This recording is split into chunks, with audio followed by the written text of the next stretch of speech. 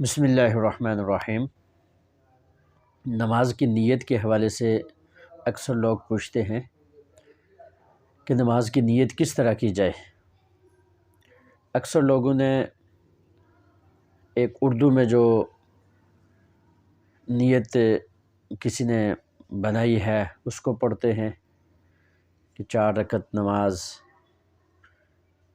ظہر کی یا عصر کی یا مغرب کی جو بھی پڑھ رہے ہوں، پیچھے امام کے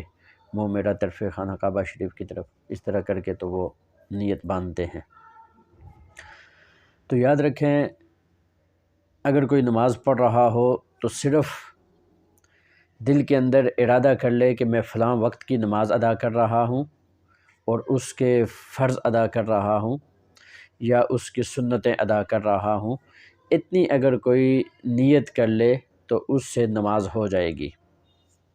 زبان سے ادا کرنا اور امام کے پیچھے پڑھ رہے ہوں یا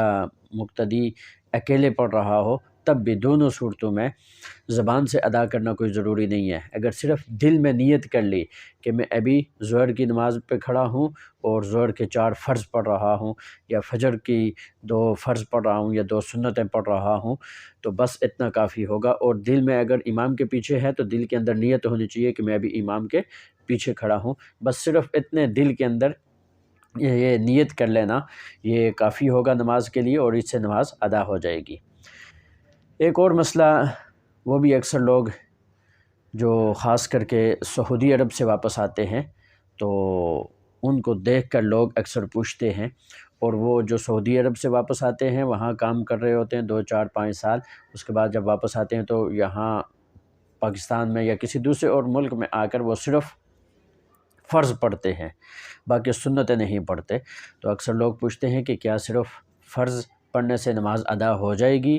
یا نہیں؟ تو یاد رکھیں، فرض اور اس کے ساتھ وہ سنتیں کہ جو مؤکدہ ہیں، کہ جس پر اللہ کے حبیب صلی اللہ تعالیٰ علیہ وسلم نے ہمیشگری کی ہے اور اس کی ترغیب بھی دی ہے اور اس کی فضیلت بھی بیان فرمائی ہے۔ بہرحال ان کو جو مؤکدہ سنتیں ہیں ان کا پڑھنا بھی ضروری ہوگا، اور اس کے چھوڑنے والے کو قابل ملامت سمجھا جائے گا۔ اور جس طرح اصل میں دیکھا یہ جائے کہ مثال کے طور پر اگر ہم اس کو سمجھیں تو اس کا سمجھنا بالکل آسان ہوگا کہ ہم کوئی امام اگر نماز ادا کر رہا ہو فجر کی، اور فجر کی نماز میں وہ بار بار کوئی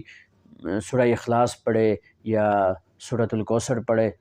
تو اگرچہ نماز تو ہو جائے گی لیکن اس کو کہا جائے گا کہ یہ نماز فجر کی نماز میں اللہ کے حبیب صلی اللہ تعالیٰ علیہ وسلم نے لمبی قرات کا حکم دیا ہے، اور باقی مغرب میں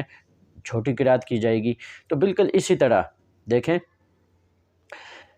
اللہ کے حبیب صلی اللہ تعالیٰ علیہ وسلم نے فرض ادا کرنے کے بعد سنت مؤکدہ ان کو پڑھا ہے۔ اگر کوئی سنت مؤکدہ چھوڑ رہا ہے تو اس کو کہا جائے گا کہ اس پر اللہ کے حبیب صلی اللہ تعالیٰ علیہ وسلم کا طریقہ یہ ہے۔ ہاں، اگر دیکھا یہ جائے تو اس کے ذمے سے فرض تو ادا ہو جائے گا، لیکن چونکہ بہت ساری ایسی روایات ملتی ہیں کہ جن کے اندر اللہ کے حبیب صلی اللہ تعالیٰ علیہ وسلم نے ارشاد فرمایا کہ اگر فرض نماز کے اندر کسی قسم کی کمی رہ گئی تو کل قیامت کے دن اس کی سنتوں یا اس کے نوافل سے اس کی کمی کو پورا کیا جائے گا۔ لہٰذا کوئی بھی شخص آج کل کے زمانے میں اتنے اعتماد کے ساتھ یہ نہیں کہہ سکتا کہ میں جو 2 فرض پڑھے ہیں یا 4 فرض پڑھے ہیں تو وہ بالکل صحیح پڑھے ہیں، وہ اللہ کے ہاں قابل قبول ہیں اور قبول ہو گئے ہیں۔ لہٰذا کچھ نہ کچھ کمی کوتاہی رہ جاتی ہے، لہٰذا ان کو سنتوں کے ذریعے کل قیامت کے دن پورا کیا جائے گا۔ لہٰذا یہ جو سنتیں مؤکدہ ہیں ان کے چھوڑنے والے کو قابل ملامت سمجھا جائے گا، اور ان کے چھوڑنے کا گناہ بھی ہوگا۔ لیکن چونکہ فرض کے مقابلے میں یہ کم ہے، جتنا فرض چھوڑنے کا گناہ ہے اتنا تو گناہ نہیں ہوگا، لیکن پھر بھی سنت مؤکدہ کے چھوڑنے کا گناہ ضرور ہوگا۔ البتہ وہ لوگ کہ جو بالکل نماز پڑھتے ہی نہیں ہیں، ان کے مقابلے میں اگر کوئی صرف فرض پڑھ رہا ہو تو چلو وہ ان سے تو بہتر ہیں کہ جو بالکل نماز پڑھتے ہی نہیں ہیں۔ اگر کوئی یہ سوچ کر پڑھتا ہے کہ میرے پاس وقت نہیں ہے یا میں صرف فرض ہی ادا کروں گا، اس کے علاوہ میں ادا نہیں کر سکتا، تو بہرحال ان لوگوں سے وہ بہتر ہے کہ جو بالکل فرض ادا ہی نہیں کرتے۔ اللہ تعالی ہمیں سمجھنے کی توفیق عطا فرمائے۔